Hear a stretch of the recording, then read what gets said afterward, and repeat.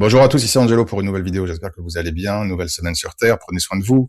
Assurez-vous que vos anciens, grand-mères, grands-pères et que vos jeunes enfants, jeunes frères, jeunes cousins soient suffisamment hydratés pour faire face à la chaleur qui est présente sur le territoire actuellement. Cela étant dit, passons directement au sujet de la vidéo. J'aurais souhaité parler aujourd'hui de l'archange Raphaël, que tout le monde connaît bien évidemment, mais j'aurais voulu donner plus de renseignements concernant Raphaël, qu'il s'agisse de ses origines, en tout cas dans les Écritures, dans les textes de différentes traditions, que de conseils également pratiques, puisque comme vous le savez, je suis un praticien et qu'en fin de vidéo, je vous donnerai des conseils pratiques qui pourront vous aider concernant votre relation avec Raphaël tout au long de votre vie. Le nom de Raphaël, évidemment, vient de l'hébreu. Raphaël, la racine Rapha signifie guérir et El désigne Dieu. Dès lors, le nom Raphaël signifie ou peut être traduit par Dieu guéri ou médecine de Dieu ou médecin de Dieu. En tout cas, c'est l'une des étymologies angéliques les plus directes. Parmi les textes fondateurs, il y a deux textes juifs anciens qui datent des 2e, 3e siècle environ avant notre ère et qui sont vraiment les sources primaires les plus fiables concernant l'archange Raphaël. Le premier, c'est le livre de Tobit, qui est probablement le texte le plus riche sur Raphaël. C'est un texte qui est accepté dans la Bible catholique et dans la tradition juive. Raphaël y apparaît sous apparence humaine, dénommé Azarias. Il accompagne sous cette forme humaine le jeune Tobit dans un voyage en Médie. Raphaël lui enseigne comment utiliser la bile d'un poisson pour guérir la cécité de son père Tobit et également comment délivrer Sarah d'un démon, le démon Asmodée, grâce au foie et au cœur du même poisson. À la fin du récit, Raphaël se révèle et indique, je cite, « Je suis Raphaël, l'un des 7 anges saints qui présentent les prières des saints et entre en présence de la gloire du Saint. » Le second texte qui mentionne l'existence de Raphaël est le livre d'Enoch, qui est un texte juif majeur, non canonique, mais très influent. Raphaël y est présenté comme l'un des archanges qui se tiennent devant Dieu.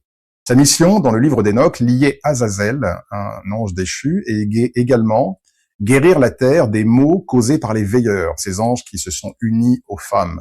Dans la tradition juive rabbinique, il y a ce qu'on appelle les 3 anges d'Abraham. Ce sont les 3 anges qui visitent Abraham. Vous voyez cela dans la Genèse. Dans cette tradition, Raphaël est celui qui guérit Abraham après sa circoncision, tandis que, pour information, je vous le dis, Saint Michel annonce la naissance d'Isaac et Gabriel détruit Sodome. Bien évidemment, je précise que l'identification des 3 anges varie selon les sources rabbiniques. Ce que je viens de vous dire est une attribution à Raphaël, qui est la plus répandue, mais ce n'est pas la seule. Également, dans cette même tradition juive rabbinique, il y a une prière du coucher qui s'appelle Shema Al-Hamita et qui, en gros, demande aux archanges protection durant la nuit. Raphaël, bien évidemment, en fait partie. Dans la Kabbale juive, le Zohar, qui est un texte vraiment central, un texte assez lourd et assez compliqué, présente Raphaël comme l'ange chargé de guérir la terre. On retrouve un petit peu ce qui était mentionné dans le livre d'Enoch. Ces correspondances concernant l'arbre de vie et les séphirotes dépendent des interprétations. Certains vont assimiler Raphaël à Mercure, à Od, d'autres au Soleil, à Tiferet. Et pour ma part, sachez que j'attribue Raphaël à Mercure. Mais bon, une fois de plus, ne rentrons pas dans ce genre de débat, ce n'est pas le propos de cette vidéo. Dans la tradition chrétienne, l'Église catholique et les églises orthodoxes reconnaissent également Raphaël comme étant un des saints archanges. Il est vénéré comme patron des médecins, des pharmaciens, des voyageurs, des jeunes. Il y a également dans les Écritures, dans la Bible, le fameux épisode de Jean 5 de la piscine de Bethesda, où il y a cette piscine entourée de malades, et dès que l'ange faisait bouger l'eau, que le premier se jetait dans l'eau, il était guéri de ses maux.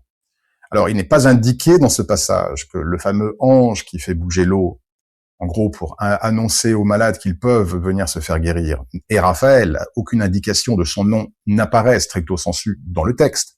Mais selon une certaine tradition et chez certains commentateurs, cet ange serait Raphaël. Également, nous pouvons trouver chez Pseudo-Denis une hiérarchie céleste à 9 cœurs qui comprend les séraphins, les chérubins, les trônes, domination, vertu, puissance, principauté, archange et ange. Et suite à cela, les théologiens médiévaux ont ensuite utilisé ce cadre pour y situer Raphaël parmi les archanges, donc dans le 8e cœur. Commençons maintenant à nous pencher à la pratique. La fête liturgique de Saint-Raphaël correspond à la fête des archanges, le 29 septembre, dans le calendrier catholique romain. En revanche, pour les traditions orthodoxes, c'est plutôt le 8 novembre. Concernant les attributions ésotériques, il y a au moins deux systèmes distincts. Les traditions ésotériques, effectivement, ont développé des correspondances planétaires et directionnelles pour Raphaël. Il est essentiel de distinguer ces deux systèmes qui ne sont pas compatibles entre eux. J'ai déjà commencé à en faire état quand je parlais de l'arbre de vie. Dans le premier système, qui comprend les grimoires médiévaux et de la Renaissance, par exemple l'Heptaméron, un grimoire du XVe siècle attribué à Pierre d'Ailly, et dans les clavicules de Salomon, Raphaël est associé au soleil. En revanche, dans l'ésotérisme moderne à partir du XIXe siècle, et que l'on retrouve dans l'ordre hermétique de la Golden Dawn par exemple, Raphaël est associé à Mercure. Et son jour est, à ce titre, le mercredi. La direction cardinale est l'Est, et l'élément est l'air. Une fois de plus, ce système date du XIXe siècle. On ne peut pas dire que ce soit une tradition ancienne. La couleur de Raphaël, c'est le vert émeraude, symbole de guérison, de vie et de nature. En termes de symbole et d'iconographie, le poisson fait référence directe à Tobit, c'est le symbole le plus authentiquement raphaélien, si je puis dire. Également, parfois, on représente Raphaël, ou du moins un des attributs de Raphaël, est un flacon ou une urne de médicaments, qui est également le symbole de la guérison, ou enfin le bâton de pèlerin, le guide des voyageurs. Enfin, on peut faire état du bâton d'Asclépios, mais avec un seul serpent enroulé, qui est un symbole médical antique. À ne pas confondre, attention, avec le caducée d'Hermès, 2 serpents, qui est un symbole du commerce et de la communication, souvent confondu avec la médecine, par erreur d'ailleurs. Dans l'art chrétien, Raphaël est représenté souvent comme un jeune homme ailé, et souvent accompagné de Tobie et de son chien. Parmi les œuvres majeures, Raphaël et Tobie de Botticini, 15e siècle, il y a également de nombreux tableaux de la Renaissance italienne qui rendent hommage à l'archange Raphaël. En termes de prière et d'invocation, dans la tradition catholique, il y a cette prière très courte qui est utilisée. Saint Raphaël, médecin de Dieu, prie pour nous, guéris nos âmes et nos corps, guide-nous sur nos chemins. Dans la tradition juive, il y a cette fameuse prière du coucher, dont j'ai brièvement fait état précédemment, qui s'appelle Shema Ala Mita. Et Raphaël est invoqué pour la protection nocturne, et placé derrière la personne qui prie. Dans les grimoires, il y a des formules d'invocation, par exemple dans l'Arbatel, l'Heptaméron, les clavicules de Salomon, qui sont accompagnés de sigils spécifiques et qui varient selon les manuscrits. Mais bon, je ferme la parenthèse, ce dont je parle là maintenant, ça concerne plutôt, on va dire, ce qu'on appelle la magie cérémonielle, qui est un registre distinct de la dévotion religieuse pure. L'archange Raphaël est évidemment extrêmement puissant et tout le monde le connaît comme étant le médecin de Dieu. Et bien évidemment, si on s'intéresse un petit peu aux anges, aux archanges, à la spiritualité, on sait qu'en cas de problème et de maladie, on prie l'archange Raphaël. Donc bien évidemment, je vous invite à utiliser Raphaël pour vous ou pour des membres de votre famille qui pourraient souffrir de certaines pathologies physiques, émotionnelles, mais également psychologiques ou mentales.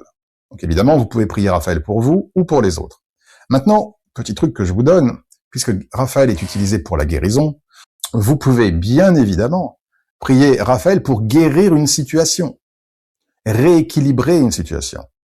Problème dans un couple, problème dans un partenariat, un deal, un contrat, quelque situation que ce soit. Si elle est déséquilibrée, vous pouvez demander à Raphaël d'envoyer sa lumière de guérison sur cette situation. Bien évidemment, si vous voyagez, priez Raphaël. Vous avez peur de l'avion, priez Raphaël de vous protéger. Vous avez peur de l'eau, vous allez en bateau, en croisière, que sais-je, priez Raphaël. Ou tout simplement, vous avez un long voyage, un long périple, même s'il n'y a pas de phobie, il n'y a pas de peur particulière, priez Raphaël. Tout ce que je vous dis vaut pour vous ou vaut pour des membres de votre famille ou de votre entourage. Donc vous savez qu'il pourrait être concerné par ce que je dis. Si votre petit frère, votre petite sœur, votre père, votre mère, votre fils, votre enfant, votre cousin va entamer un voyage, priez pour lui l'archange Raphaël de le protéger et de le guider. Mais le voyage peut être symbolique. Ça peut être une quête. Vous êtes en quête de quelque chose. Priez Raphaël qu'il vous montre la voie, qu'il vous montre le chemin. Un voyage de l'âme, un passage d'un état à un autre. Vous pouvez demander assistance à Raphaël. Parce que je l'attribue à Mercure, je ne suis pas le seul d'ailleurs, vous pouvez faire appel à Raphaël pour tout ce qui est communication. Vous allez passer un examen, un entretien d'embauche, priez Raphaël pour qu'il soit à vos côtés, pour que vous puissiez vous exprimer de la meilleure manière possible. Vous avez un rendez-vous important, un deal, un contrat ou que sais-je, priez Raphaël pour que la communication entre vous et l'autre personne soit la plus optimale possible. Vous passez devant un jury, priez Raphaël pour que vous puissiez exprimer toutes vos idées de la manière la plus claire, la plus harmonieuse possible. À ce titre, Raphaël peut être très utile pour les hommes politiques, pour les acteurs, pour ceux qui doivent prendre la parole. Mais n'oublions pas également que Raphaël a contribué à la chute et à l'enchaînement d'Asmodée. Dans le livre de Tobie, pour vous expliquer un petit peu la situation, il y a une femme qui s'appelle Sarah, qui est une jeune femme dont le démon Asmodéus a tué tour à tour chacun des 7 maris, lors de la nuit de noces. Tobie, accompagné incognito par l'archange Raphaël, voyage jusqu'à Ecbatane en Médie. Et sur les conseils de Raphaël, Tobie va épouser Sarah, il va faire brûler dans la chambre nuptiale le cœur et le foie d'un poisson, et cette fumée va faire fuir le démon. Donc Raphaël connaît également, a la connaissance pour chasser les démons. Mais plus que ça, une fois que Asmodéus sera chassé par cette fumée, Raphaël va le poursuivre, il va le saisir et il va l'enchaîner dans le désert de la Haute-Égypte. On parle de Saint Michel, mais on oublie que Saint Raphaël peut vous protéger des démons. Chers amis, je reste là pour cette vidéo concernant Raphaël, qui est un archange extraordinaire, qui peut vraiment vous aider dans tellement de registres dans votre vie, et je pense que les applications pratiques que je vous ai indiquées vous montrent à quel point la latitude d'action et d'influence de l'archange Raphaël est importante. J'espère que cette vidéo aura été utile, aura été agréable. Merci à vous pour vos messages. Prenez bien soin de vous, de ceux qui vous aiment et que vous aimez. Et en attendant la prochaine vidéo, que Dieu vous bénisse.